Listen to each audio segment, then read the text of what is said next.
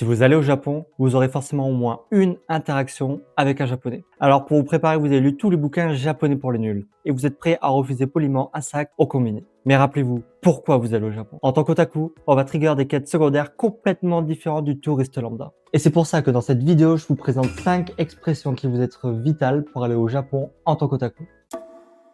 Vous arrivez au Japon et vous voyez la vie en rose. Vous allez au combini acheter votre premier onigiri et là, Nihongo, mecha jouzu janai. Anime ga suki da kara ne. Bon, en vrai, Jozu, c'est un peu le tatemae ultime pour remercier les étrangers d'avoir entendu bonjour et merci. Mais, si vous répondez que vous apprenez le japonais parce que vous aimez les animés, là, le flex sera ultime et vous aurez tout mon respect. Seiba, kawaii desu ne. Kawaii desu ne. L'histoire derrière cette interaction, elle est folle, mais pour le moment, je vais m'en tenir juste à cette discussion. J'étais tranquille au Cospa à Akiba, en train de parcourir les rayons en espérant voir de la nouvelle merch Fate. Et pendant que je regardais les suites, il y a ce gars qui arrive et qui me dit que Saber est mignonne. Et là, deux choses. Déjà, le gars, il m'aborde dans le japonais. C'est la première fois que ça m'arrive et je suis un peu content d'avoir déclenché une interaction aléatoire comme ça. Et la deuxième chose, c'est qu'il pointait pas du tout Saber. Si encore c'était une Saber face, ça serait excusable. Mais il pointait Arcueil de Tsukihime. C'est complètement différent. La vidéo, c'est 5 expressions à connaître en tant que otaku. Mais vous pouvez déjà rajouter, expliquer le lore de Fate et du Nanoverse en devoir. Bref, ensuite il m'a recontacté un an plus tard pour tenter de m'inviter dans une autre secte. Mais bon, je crois qu'en Haru Suzumiya, donc j'ai refusé.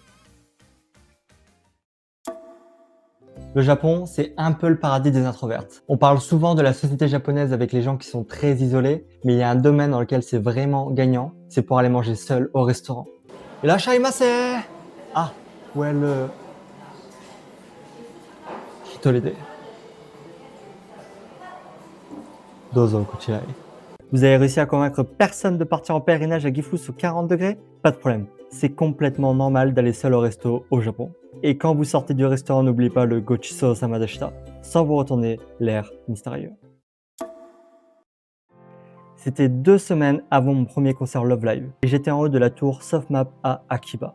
C'est un magasin qui est un peu compliqué à trouver et qui vend surtout des CD, d'Anisong et qui propose des pop-up dont vous trouvez toute la liste sur myanimetrip.fr. Et dans ce magasin, je vois 2 Love Livers en train de contempler une figurine. Reconnaissant tout de suite que ce sont des vétérans, je décide d'aller les voir pour demander conseil. Sumimasen, Salium wa doko de kaemasu ka? Salium ka, Don Quijote toka kamoshirenai. Dire à quelqu'un d'aller acheter son Salium à Donkey, avec du recul, c'est sûrement le pire conseil possible. J'étais le seul parmi les 20 000 spectateurs du concert avec un penlight qui ne matchait pas les couleurs du groupe. Donc si vous allez à un concert au Japon, la seule bonne réponse, c'est les goodies officiels. En général, ils vendent directement des penlights pour que toute la salle ait les mêmes couleurs. Bon, l'avantage c'est que j'ai au moins toujours un penlight à portée de main pour toutes les occasions.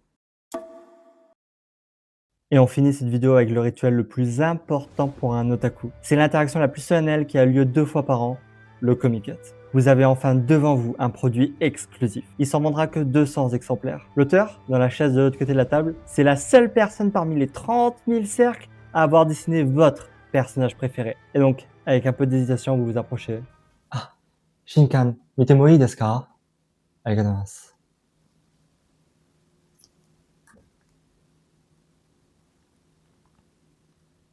Shinkan o hitotsu kudasai. Vous avez déjà commencé à attaquer votre budget pour le 2e jour, mais peu importe. Si vous n'aviez pas pris cette décision d'acheter la dernière sortie, vous l'auriez peut-être regretté tout votre voyage. Dodatta. Si vous aussi vous préparez votre prochain voyage otaku au Japon, je vous donne rendez-vous sur mon site myanimetrip.fr où je référence tous les événements temporaires, les pop-up, les cafés, afin de ne rien manquer lors de votre prochain voyage au Japon. Abonnez-vous à la chaîne pour ne rien louper et je vous dis à bientôt dans une prochaine vidéo.